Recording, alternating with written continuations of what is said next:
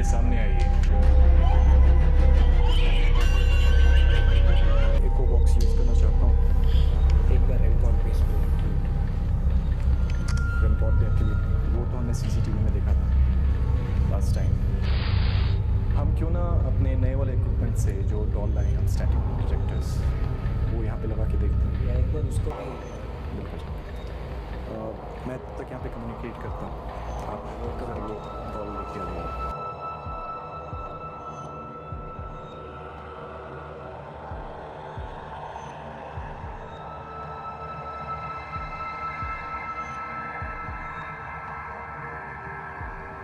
दिल्ली का वो haunted basement आप पार्ट 1 देख चुके हो, आज आप पार्ट 2 देखोगे।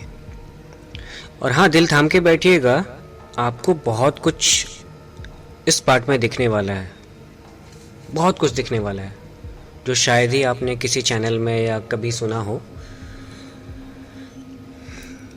उस रात हुआ क्या था? सबसे बड़ा सवाल है कि उस रात हुआ क्या था कि हमने इस इन्वेस्टिगेशन को आज तक इतना सीरियस लिया। मतलब पूरे आईपीएस में ये इन्वेस्टिगेशन बहुत सीरियस टाइप की इन्वेस्टिगेशन मानी जाती है, जेन्युइन मानी जाती है, क्योंकि इक्विपमेंट्स बहुत थे हमारे पास। एक इक्विपमेंट गलत हो सकता है, 2 हो सकता है, 3 हो सकता है, सारे इक्विपमेंट तो गलत नहीं हो सकते हैं ना। जो उस रात जो इक्विपमेंट्स में जिस तरह का हमें एविडेंसेस मिल रहा था। बात शुरू करते हैं सेंट्रल सर्वेलेंस मतलब जो मैंने जो सीसीटीवी कैमरा सारा जो प्लांट किया था ना, मतलब 8 कैमरास हमने लगाए थे वहाँ पे। तो उसको देखने के लिए, उसको मॉनिटर करने के लिए रजत थे, वो हमारी टीम में है, और दूसरे गोपी। और इन दोनों के पास मतलब बड़ी सी एलसीडी थी इनके पास, और मतलब जहाँ ये थे फुल अंधेरा था, इनको सिर्फ अपना स्क्रीन दिख रहा था, बाकी चारों तरफ इनको अंधेरा दिख रहा था। तो मैं इनकी भी दाग दूंगा कि हाँ, ये मतलब ऐसे सिचुएशन में ये बैठ करके स्क्रीन को देख रहे थे कि क्या चल रहा है सारे कैमराज में। और मेरा ये इंस्ट्रक्शन था इनको कि किसी भी कैमरा में कुछ भी आपको दिखता है, आप टाइम को नोट करते जाना एक पेपर पे, एक नोटबुक पे। तो इनके पास एक कॉपी टाइप नोटबुक जो बोलते हैं, हाँ वो भी था, वो नोट कर रहे थे। इनको जहां भी कुछ लगता था ऐसा कुछ है। पहला वाला तो आपने देख लिया, जो सबसे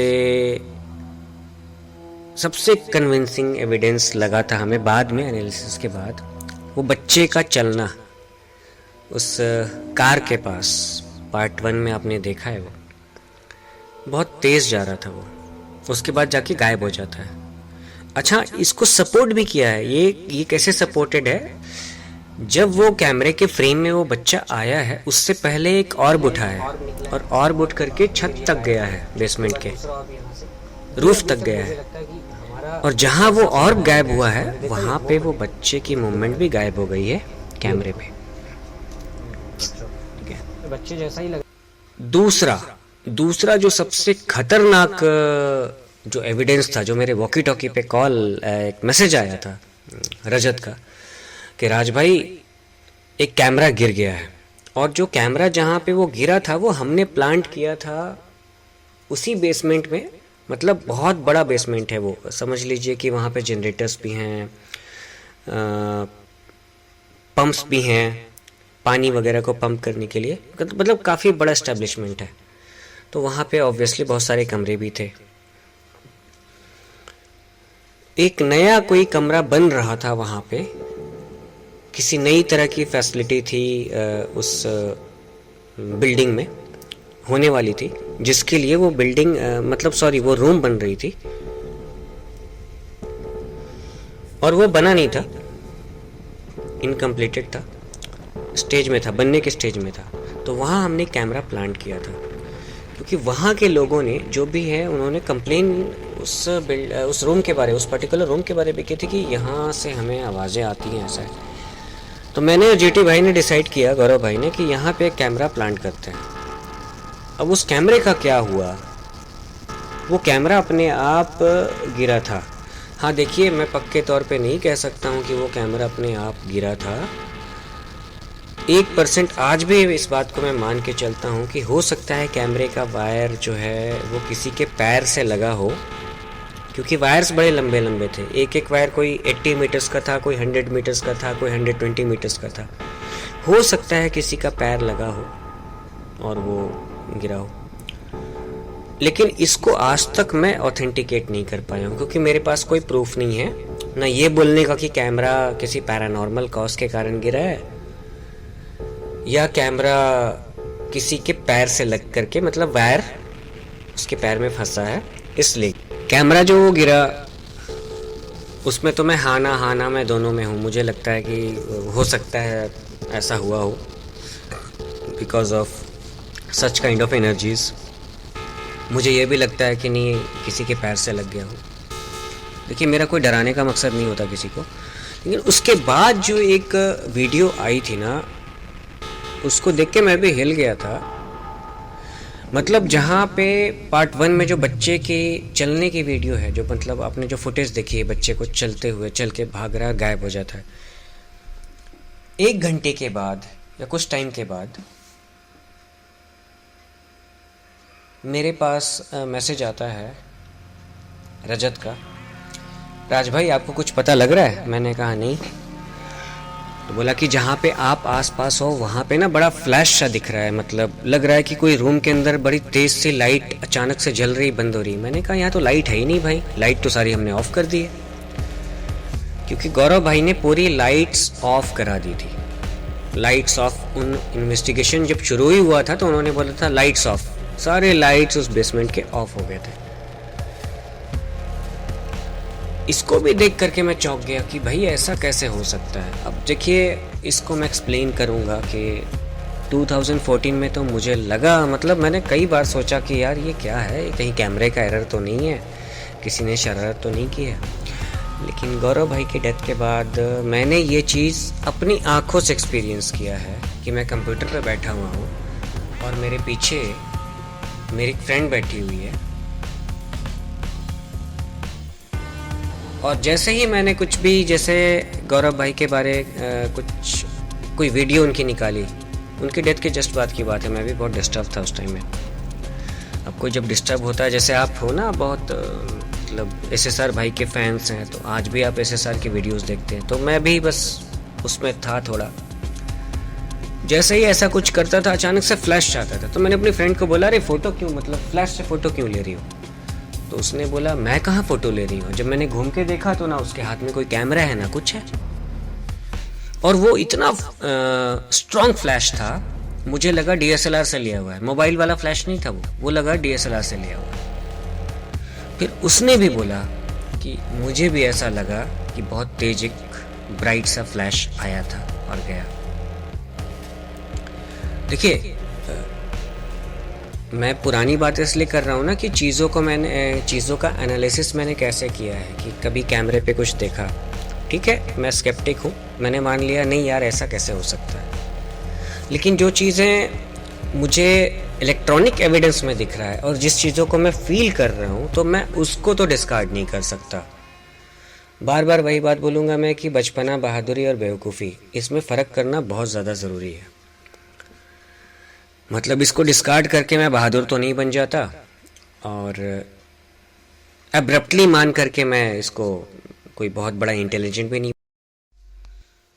और वो जो फ्लैश वाला जो सीन हुआ था ना सीसीटीवी पे, जो सीसीटीवी की स्क्रीन पे आया था, उसके बाद गौरव भाई ने मुझे बोला, गौरव भाई एक्चुअली इन्वेस्टिगेट कर रहे थे पंप हाउस का, उसकी भी कहानी मैं लेके आऊँगा। वहाँ भी बहुत तगड़ा वियर्ड इंसिडेंट हुआ था, बहुत ख़तरनाक टाइप का, बहुत लोगों के लिए, गौरव के लिए नहीं, मेरे लिए नहीं, लेकिन बहुत लोग हिल जाते वहाँ पे जो भी हुआ था। तो उन्होंने मुझे बोला कि राज भाई आप इमीडिएटली वहाँ पहुँचो जहाँ से फ्लैश आया है कैमरामैन को लेकर के। और मैं बता रहा हूँ बेसमेंट काफ़ी बड़ा है, बहुत बड़ा है वो। अगर आप वहाँ ताली बजाओगे ना रात को अकेला, तो आपको 4 बार क्लैप की साउंड आएगी, इतना ज़्यादा, क्योंकि गाड़ी वाड़ी वहाँ पे पार्क होती नहीं, उस टाइम तो नहीं होती थी, अभी का क्या है मुझे नहीं मालूम है, लेकिन उस टाइम तो बिल्कुल नहीं होती थी। आपने देखा होगा कि पूरे बेसमेंट में सिर्फ 2 कार थी।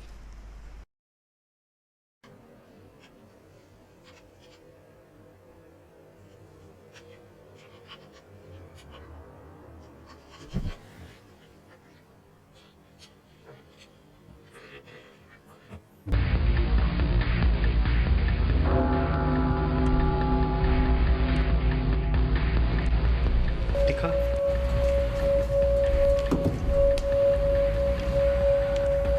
तुमने देखा? हाँ, ये आवाज़ आई। तुमने देखा?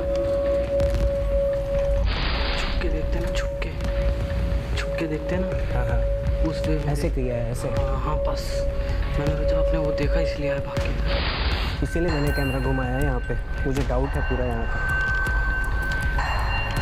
देख कर आइएगा ऊपर।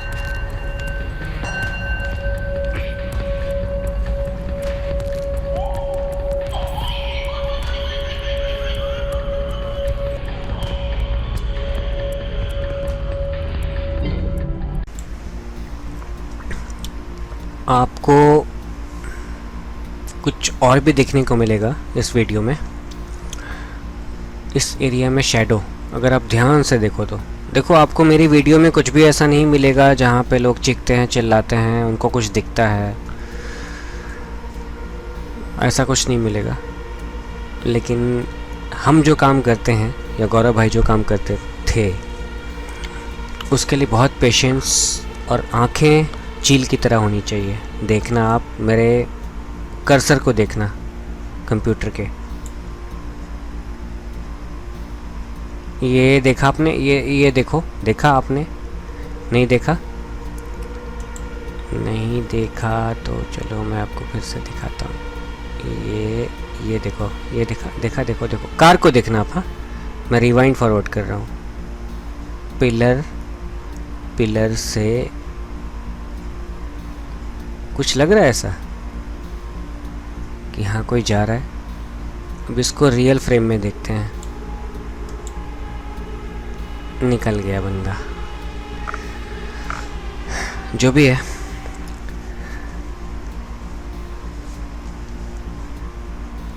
इतनी मेहनत करता हूँ पता है क्यों? आपको समझाने के लिए, आपको आपके पास करेक्ट इन्फॉर्मेशन आए इसलिए। एक और उड़ के गया था, अच्छा देखा आपने, एक और उड़ के गया ऊपर, एक और निकला था नीचे से, उसके बाद देखो एक और निकला, उसके बाद इस एरिया में देखना। हाँ, इसको मैंने रोका हुआ है, स्टिल किया हुआ है।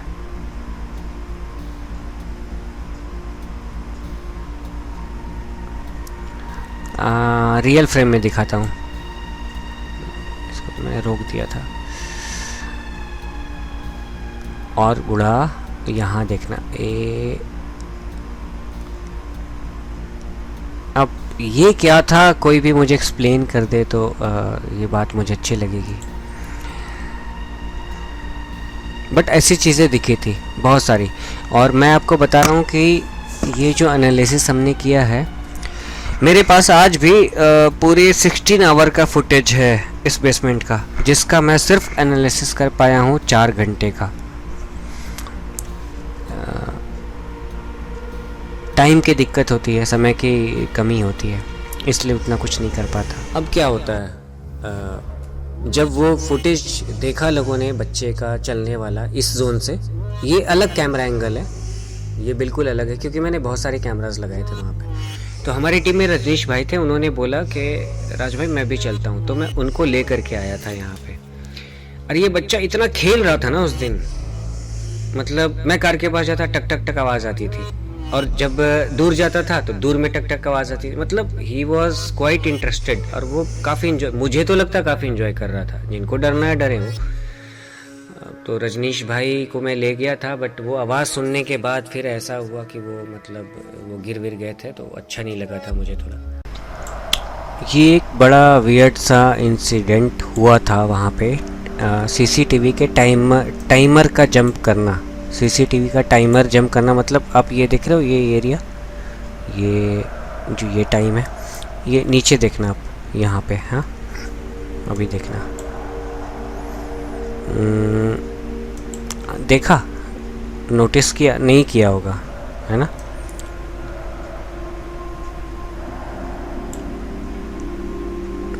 दिखाता हूँ।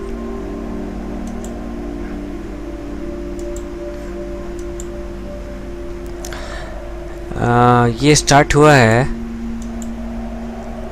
12:09 से।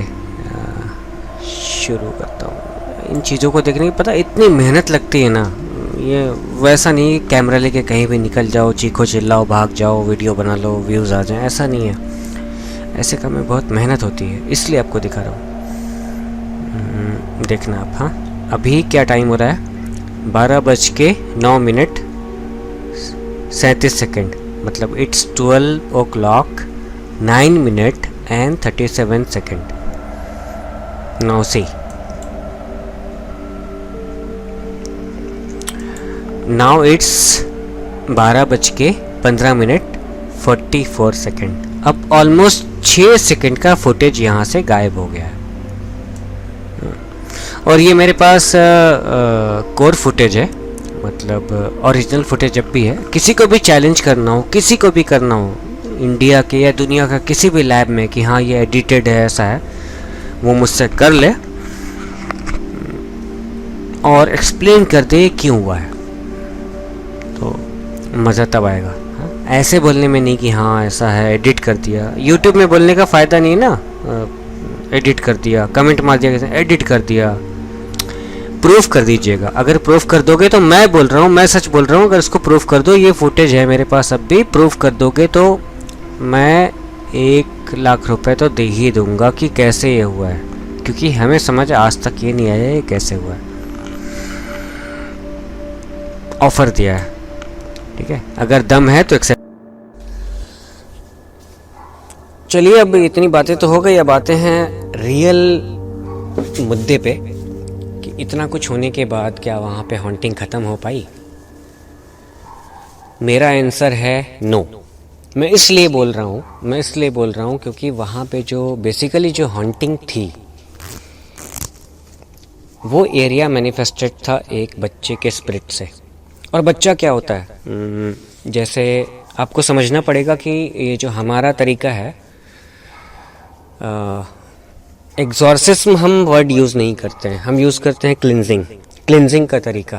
कि ऐसे मतलब इस तरह की अगर कोई पावर है, एनर्जी है, तो उनको हेल्प करो, उनकी मदद करो इस डायमेंशन से निकल करके जो उनकी रियल डायमेंशन है वहाँ जाने के लिए, जिसको कहते हैं मोक्ष की प्राप्ति।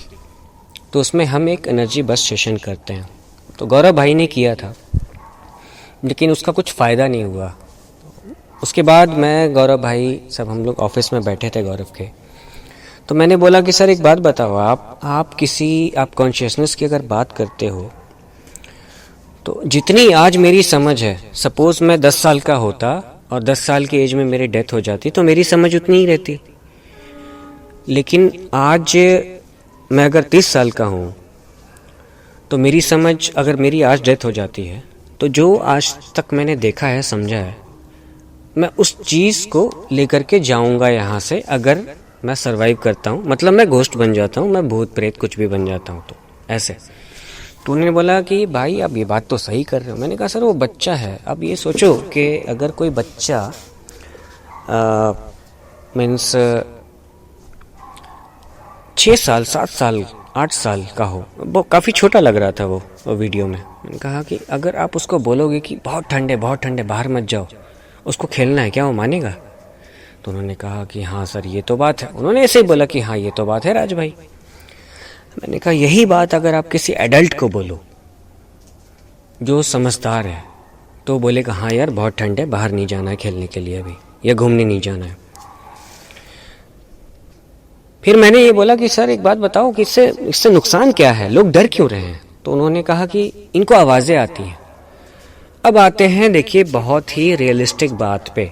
हमें जो इन्फॉर्मेशन दी गई थी वो इन्फॉर्मेशन ही गलत थी। हाँ, 2 लोगों ने वहाँ पर आत्महत्या की है। उन्होंने कहा था कि 2 लोगों ने आत्महत्या की है यहाँ पे, इनको डरावनी आवाज़ें आती थी। लेकिन मैं बताता हूँ अब कि जब हमने अपने एंड से इन्वेस्टिगेशन किया था उसके बारे, एडमिनिस्ट्रेशन को कांटेक्ट करके कि यहाँ पे कोई डेथ हुई है, जब हमारे पास जो फैक्ट्स आए थे, जो तथ्य आए थे, उसमें ये था कि एक डेथ हुई थी 2001 में, एक गार्ड ने ऊपर से कूद करके अपने आप को ख़त्म किया था। और जो दूसरी डेथ हुई थी वो हुई थी 2013 में। 2002 वाले का तो हमारे पास कोई भी कुछ ऐसा क्लू नहीं मिला कि क्यों हुआ था, क्या रीज़न था। 2013 वाले का हमारे पास क्लू था कि उस गार्ड की फैमिली इश्यूज थी, उसको वाइफ से इश्यूज था कुछ, और वो काफ़ी डिस्ट्रेस में था। उसके बाद उसने खुदकुशी कर ली। अब ये आपके ऊपर है कि आप इसको कैसे लेते हो कि हाँ एक बच्चे के भूत ने किसी गार्ड को मार दिया। हाँ, क्लियरली हमारे पास ईवीपी आई थी आवाज़, माँ माँ माँ करके, माँ माँ, वो बच्चा माँ माँ। अब जो बच्चा अपनी माँ को ढूंढ रहा है मरने के बाद, वो किसी गार्ड को मार देगा या उसको सुसाइड करने पे मजबूर कर देगा। और अगर आप इसको सोचते हो, आप इसको सपोर्ट करते हो, तो भाई मैं तो सरेंडर कर दूंगा।